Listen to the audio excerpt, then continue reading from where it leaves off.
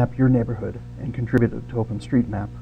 With enough people mapping their neighborhoods, eventually we have a map of the whole world. That's the quick part of the presentation, and now we can look at it in a little more detail. This might be the most famous map in the world, the London subway. It's the tube map. If we're to look at it by the geographic placement, it looks more like this. This was a pretty important map at the time. This is in 1843. We didn't know where cholera came from. Maybe evil spirits, you know, who can tell, right? It's 1843. And Dr. Snow plotted the locations of the sick people. And so those are the black dots that we see clustered kind of towards the center of the map. They were all gathered around Broad Street Pump, where people were all getting their water. What do we use maps for? We use maps to record really big transactions, like the Louisiana Purchase. We also use maps when we're talking about smaller purchases and smaller transactions. Use maps more than just for navigation. OpenStreetMap was created to collect geographic data and share it with other people. Traditionally, geographic data has been hard to get, expensive to create, and very expensive to get from the people who collected it. OpenStreetMap changes that. Under the old model, very often there were real restrictions on how you were allowed to use it. You certainly weren't allowed to pass it along to other people, except under very limited circumstances. OpenStreetMap is primarily a data project, also primarily run on open source software. So it's an open source software project, but the open source software tools that we use in OpenStreetMap are largely just to make the data work better and to make the data collection easy. As Wikipedia is both a software project that lets you build your own wiki, it's also a collection of articles which are equivalent to the data in OpenStreetMap. So Wikimedia has software and data. OpenStreetMap has software and data. We all are familiar with the 4 freedoms of free software. Freedom for power plants, for freedom to use in any endeavor, the freedom to examine and improve, and the freedom to pass it along. Those are all tenets that we take very seriously in OpenStreetMap. The current OpenStreetMap data license is the Creative Commons share-alike license. Since electing to use that license when the project started, we've been advised that the Creative Commons licenses are not for data. We are transitioning to the Open Database license, a license that our community helped to create with the Open Knowledge Foundation. Lawyers familiar with international property law and intellectual property law have helped to draft the Open Database license. We're in the process of transitioning to that now. So if you're using OpenStreetMap data and you care about the license implications, and you should be aware of that change that is coming up sometime soonish. There's a collection of satellites orbiting the Earth, all saying the electronic equivalent of, hey, here I am. Your handheld receiver somewhere on the surface of the Earth receives those signals from several satellites and then takes an estimate of where you are. Standard handheld GPS devices, they'll generally tell you where you are right now. You can also configure them to keep track of where you've been, save a sort of a breadcrumb trail of where you've been over time. This is what that breadcrumb trail might look like after doing a survey in a neighborhood that isn't on OpenStreetMap yet. This is created by driving around a neighborhood near where I live. Each spot there represents my position at one particular second. Before one gets too excited about the data that a GPS device can create, this is also from a GPS device, the same one in fact, recorded over a couple of different minutes in the same location, so it wasn't moving at all. So you can also be tricked by your GPS device if you expect it to be exactly right all the time. It's really not made for very, very fine measurements. They're no good under a couple of meters. And in fact, the variation we see here is apparently my deck is moving 40 or 50 meters, which I didn't know. There should be some way to monetize that. This is what you get with many track files. These track files were collected by a courier company over a period of a couple of days in London, England. If you're familiar with London at all, you can see a couple of the parks and you can see the Thames River. So it's almost as good as a map. We try and do a little better than that though. We start by surveying an area, take notes of the important things that we want on the map. While the name is OpenStreetMap, people care very little about the street. Really, the street is just a tool to get to something you care about. So it's not about the road in front of Grandma's house, it's about getting to Grandma's house. Roads are just a tool to get us there. So we want to take notes of the things that are important to put on the map. Schools and post offices and places of business, parks, recreation trails. Those are all things that belong in OpenStreetMap and that we can happily put them in there so that other people can become aware of them. It sounds like doing a formal survey and writing down all of this metadata sounds like a lot of work when it might just be simpler to copy from another map. There are a couple of problems there. First, copyright. Other maps are copyright. we don't have permission to take data from other maps. We don't do that in OpenStreetMap. We don't check other online maps for road names. We go out and find them ourselves. There are debates by those learned in law that facts aren't copyrightable, and so we should be allowed to take information from other maps. That doesn't stand up when you consider two things: international law, that's not allowed in all jurisdictions, and OpenStreetMap is an international project, and we aim to be clear on copyright issues in all jurisdictions. And the other problem is that while individual facts may not be protected in all jurisdictions, collections of facts are. And so if everybody in this room were to take just one fact from a map and put it into OpenStreetMap, that would be a collected fact and a systematic approach to taking data from one database and putting it into ours. And that's certainly not allowed either. So we stay away from even taking one item from copyright maps. Here's the other reason. Cartographers, this is not their first rodeo. Cartographers have been putting a lot of time and money in, investing their expertise into making really good maps for a very long time. And people have been ripping them off for a very long time. So it's practically cartographic tradition to put stuff on the map that doesn't exist. They're called trap streets, and sometimes they take the form of imaginary churches, swamps that don't exist, bridges that are completely fictional. And that's what lie close is here. If you go to this place in Bristol and look for lie close, you'll find a block of flats. There is no such dead-end street there. Lie close is famous because it was quoted in a legal case in the UK to demonstrate that a map maker had stolen map information from another map maker. They lost their case, so that's the other reason why we don't take stuff from other people's maps. We've gone on a little survey and collected our GPS tracks. Perhaps it's the roads, perhaps it's the recreational trail while we're off on a bike ride with our family. And then we can take the metadata that we've collected and put that into OpenStreetMap. So the GPS track file that we save with all of its inherent flaws, we don't actually make the data from that, but we do trace the metadata over top of it. So we do use our wetware to eliminate the flaws that we see in the GPS tracks. For example, if you stop your vehicle at a traffic signal, you'll see that you move around. Even though you know you're stopped, the track file indicates that you were moving all around because of the inaccuracies that are inherent in GPS. Once we've added this information to OpenStreetMap through one of the editors, we upload it, and in a few minutes you'll see that it gets rendered into a proper map. A couple of years ago, you had to wait for the next day for your changes to show up on the map in the rendering. Now it can show up as soon as within a few seconds, which is pretty cool if you like instant gratification.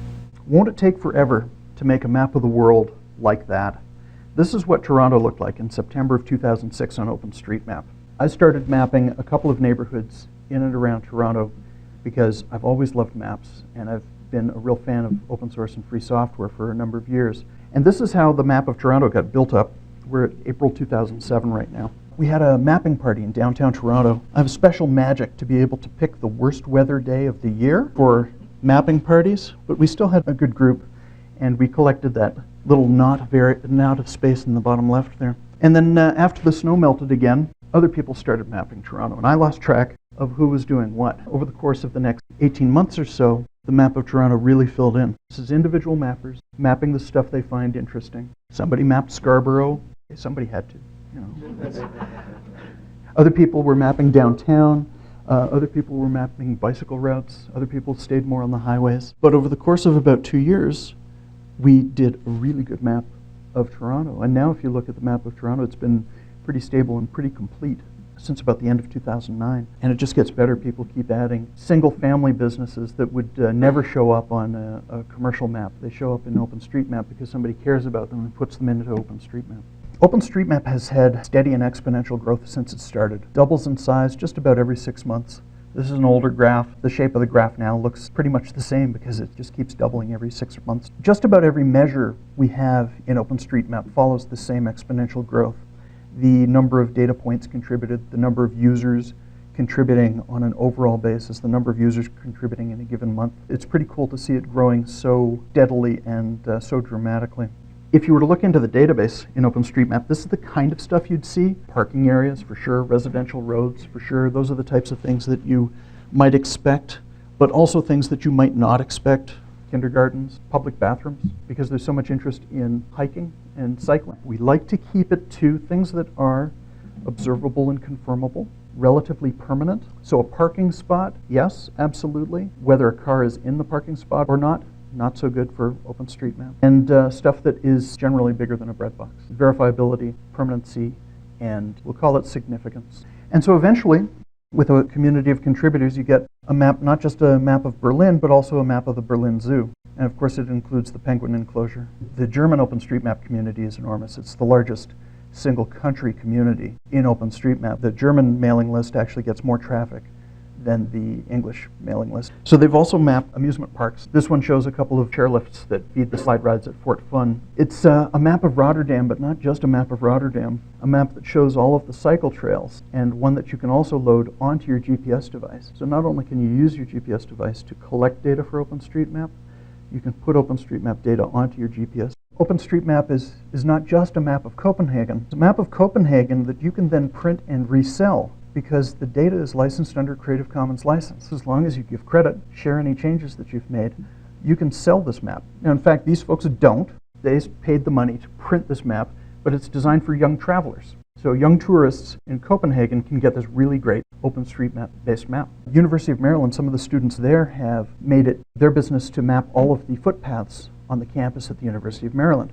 I understand they were doing it for some credit, so it may not be entirely on the side of the angels here, but it's pretty cool that they were making a map of all of the footpaths on their campus. Well, they also did a tool that could use it for navigation. So they use OpenStreetMap for navigation on their campus, and you can even choose to omit paths that have stairs on them, or you can omit paths that have sloped curbs or have steep inclines. So if you're trying to get around campus on your Segway, you know which way you want to. Okay, maybe there's some application that doesn't involve Segways, I don't know. We get maps of places we expect to have maps of, places like New York City, San Francisco, but also maps that you might not consider for tourist destinations or what have you, like Cyprus. A crowdsourced project like Wikipedia, like OpenStreetMap, there are sometimes people who have competing ideals or competing motivations. Cyprus has the distinction of being the location of the first edit war in OpenStreetMap. A person whose family raised him in Cyprus and then moved away noted that in OpenStreetMap, his town has a different name than he remembers when he was there. And so he changed it back. And there's another OpenStreetMap contributor who still lives there. And when he sees the name has changed, he changes it back to the name that's on the sign when he comes home at work every day. So they have a fundamental disagreement about whether this place should be called one name or another name. This is not a fundamental problem with OpenStreetMap, because you can put in a Turkish Cypriot name and you can put in a Greek Cypriot name and have them name-spaced, and that's fine. But they both want to be default. Okay, that's the problem. What we like to have is things that are verifiable and observable. The OpenStreetMap general rule is what's on the sign wins. But these folks didn't like that. One person was changing it every time you noticed that it was changed, and the other person was using a shell script. It's a fundamental problem, not with OpenStreetMap, but with human nature. And if you can suggest a way to fix this disagreement that the UN hasn't been able to sort out in over 40 years, let us know, because we'd love to be able to fix this at OpenStreetMap and by extension at Wikipedia as well. There are also excellent maps in OpenStreetMap of other places that you might not consider walking around the streets with a GPS device. Baghdad was mapped from publicly available aerial imagery. A couple of mappers in northern England took an interest in mapping Baghdad, and so from the aerial imagery, they added the outlines of the streets. Now, of course, they couldn't see the names of the streets. Some mappers from Baghdad have contributed. And it's interesting because in Baghdad, there's a history of name changes. So they're putting in the historic names of these streets as well. So they're pre-Saddam names, they're the Saddam names, and now they're the post-Saddam names. And so they're putting them all in as name-spaced in that way, and as well there's the English transliterations as well as the Arabic names. And so on the map here, we can see both Latin transliteration as well as an Arabic name, and OpenStreetMap does support all of that. If you want to make a map of Baghdad just with the Latin translations, you can do that. If you want it to default to the Arabic names, you can do that as well. Or if you want a historic map, you can say, I want the Saddam era or the pre-Saddam era, and you can render that map as well, because all of that information is being captured in OpenStreetMap. Kinshasa might be one of the most dangerous places on the world right now. OpenStreetMap has a good map of Kinshasa. Gaza City, the Gaza Strip, is much improved than the screenshot that I took from last year. All of that's cool. Don't we see some of those things in some of the other web mapping applications that you may have seen. Okay, we know the names. They're some pretty cool people. They do some good stuff, but they do have their drawbacks. And the biggest drawback is that OpenStreetMap allows you to have the data if you care about the data. These other applications only let you see a picture of the data, which is only one way of looking at the data, and they give you less flexibility about dealing with the actual underlying data. Another online map might have a location of Wi-Fi locations, and it might have a map of pubs. But if you only care about pubs that have Wi-Fi, with OpenStreetMap you can create your own pub with Wi-Fi icon and plot those on the map. Maybe if you're not quite so serious about how you use your maps, you might want a routing application. The University of Bonn created Open Route Service, which starts with an OpenStreetMap Slippy map that you might recognize here, and they allow you to choose a starting and finishing location, and they'll provide you with a recommended route. All of that's pretty cool, but they went a step further. They got online information about traffic and construction from a local traffic service, so they can get that information about what routes are congested and maybe what routes are closed. Instead of suggesting that route that goes through the bad area, they can make new calculations and provide a new route suggestion to you. You can only do it when you have the underlying data. It's really hard to extract that information from just a bunch of pixels. One of the first and still most successful specialty maps using OpenStreetMap is the OpenCycle map. Cyclists care about where there are hills a little bit more than people in cars might care about them. Sometimes a cyclist is looking for a really challenging hill climb. Other times they just want to get the groceries home without getting too sweaty. So the cycle map emphasizes posted cycle routes and roads with cycle lanes on them, which is, again, real benefit to cyclists. And it also shows these elevation contours and hill shading. The cycle map was recognized by the British Cartographic Society with a commendation at their convention at the end of 2008, which is pretty cool for a little community-based map. OpenPistMap shows ski pists or ski trails. This is an area in the Alps, I think the French Alps perhaps. The color-coded trails show the difficulty of the ski trail. The dotted lines show the ski lifts and chairlifts and gondolas, that sort of thing. Again, if you care about specific information, you can render it with OpenStreetMap in a way that makes sense to you. Ride the City provides cycle routing in New York City, and it will even provide you with 3 different levels of recommendation: the safest route, a relatively safe route, and the most direct route. Depending on, is it a separate bike lane that is away from the street? Is it a bike lane that's on the street, or are you just on your own on the street? They do Toronto now. They do Toronto now as well? Ride the City? I'm going to change this slide. This is a map of Slovakia. It sort of shows up on the screen there. You can see that it's kind of darker green inside the borders of Slovakia there. They've applied a different map style to Slovakia than the base map around the rest of the surrounding areas there.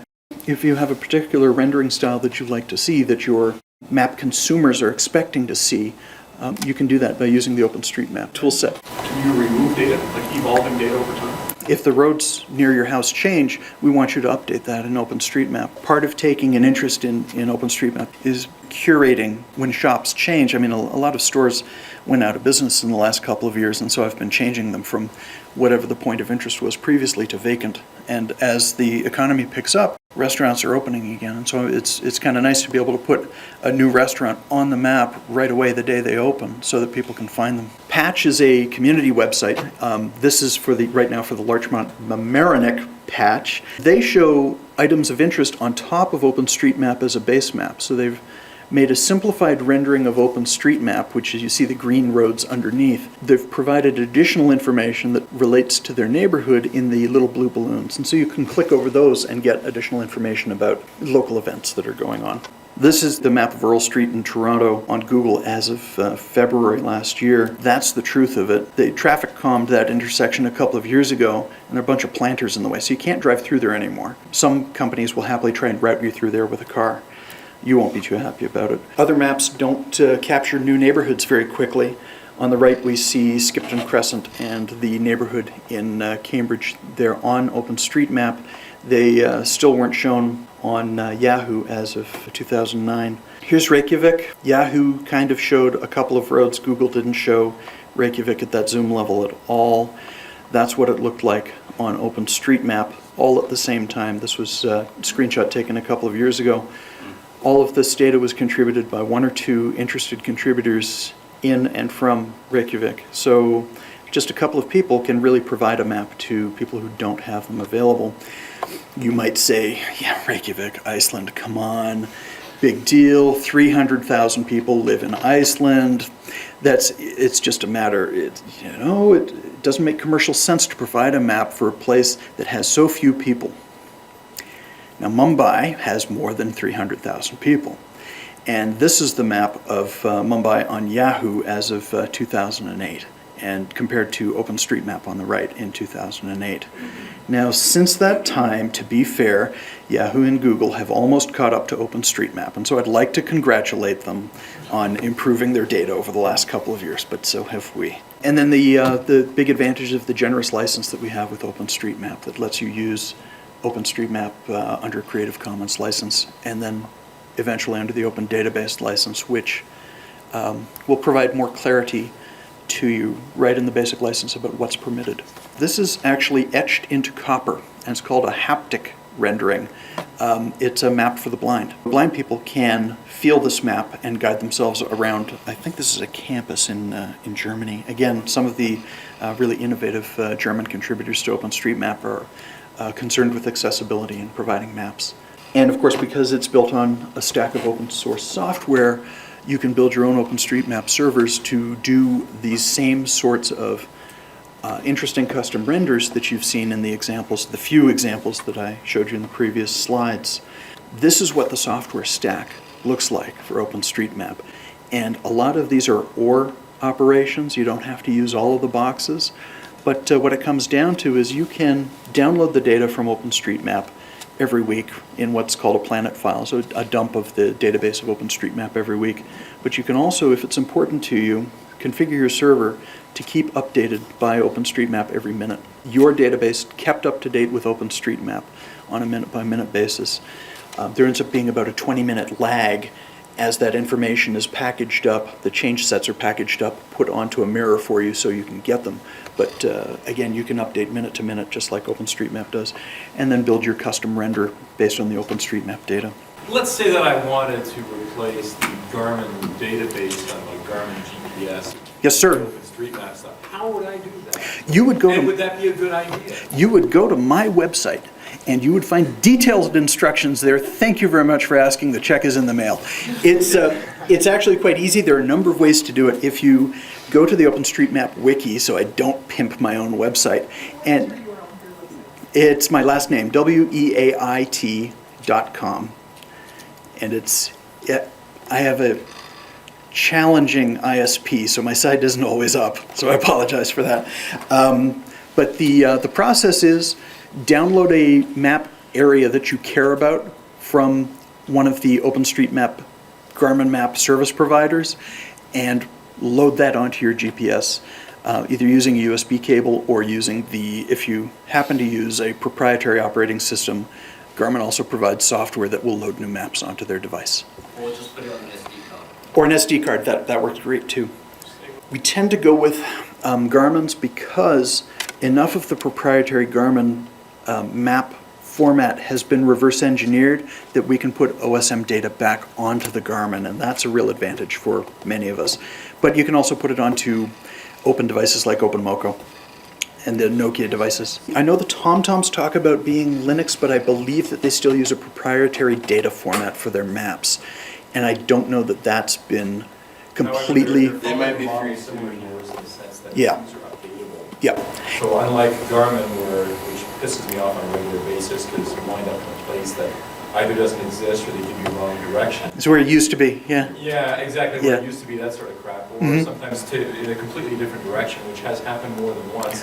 The idea behind TomTom is if it turns out that it's wrong in theory, then you can upload and say this doesn't exist, we're going to change it. There's a project called OpenTom that is working on the TomTom devices as far as I know. I don't know much more about them than their URL. Yeah. Can you give a sense of what state the project is in? For instance, are there places in the world? Depends where you look. If you look in Germany, it's excellent. The map of Germany in OpenStreetMap is far superior than anything that is available on any commercial mapping site, far superior to the German government. That's not true in every town, but it's overwhelmingly true. Yeah, I've seen like parking lots mapped out just in my neighborhood. You can just go out and do a little bit of mapping, like 5-10 minutes, and put it into OpenStreetMap and really make a big splash. Because if somebody else in your neighborhood notices, hey, some of these shops are here, I'm going to do the ones on the next block. So what's the opposite of Germany? Antarctica. Okay. I know it's kind of picking on, one. There's one cold continent that I'm picking on. Sadly, they fall out of the range that we display on the Mercator projection. They run into the discontinuity when we try and project the map. Antarctica doesn't show up at all. There are some dangerous places that people just don't go and map, and that's not just in the developing world. That's in cities that we all know about that aren't so far from us. I have one last thing that I'd like to show, and that's about the first 20 seconds of this 15-minute presentation at Weait 2.0 just a couple of weeks ago. You probably know there was an earthquake in Haiti last month. Just about everything fell down, and people were in really rough shape. Well, what happened is some commercial outfits came together with some non-governmental organizations, with the UN, with rescue groups, to help the people of Haiti who were in such dire straits. And one of the things that happened is that these commercial outfits who do aerial imagery released their aerial imagery so that OpenStreetMap could turn that into a proper base map for Haiti. There wasn't much of a map of Port-au-Prince before the earthquake. Within 10 days, we had a great map that everybody from the American military to the UN to the rescue teams on the ground were using in Port-au-Prince and the surrounding area in Haiti. What we did in Haiti changed disaster response forever. I don't know if I can overstate that. What we did ended up creating partnerships between the military, between the open source community, between governments, and most importantly, between the affected population, the Haitian people. People are recognizing that what we were able to do when the corporations decided to release that data to OpenStreetMap so that we could make maps from it, it was helpful. There were also people from groups like Crisis Commons who found thousands of Haitian expats who were not in the affected area but could translate Haitian Creole into the languages that were primarily understood by the rescue team. So they've translated into English, German, Spanish, Portuguese, Brazilian Portuguese. Piped that information from people's SMS messages saying, I'm trapped under a building on such and such a block. And they got rescue people to them, right? So